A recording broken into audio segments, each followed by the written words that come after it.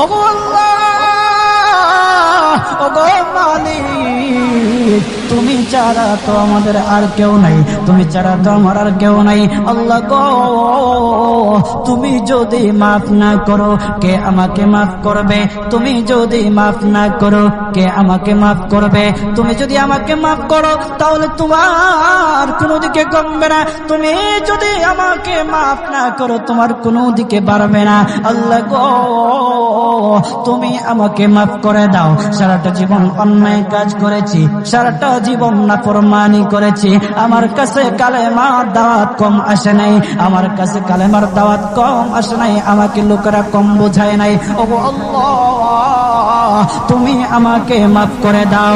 মাফ না করলে কোথায় যাব, কার কাছে যাব? বাবা যখন মারে তখন মার কাছে আশ্রয় নেওয়া যায়, মা যখন প্রহার করে তখন বাবার কাছে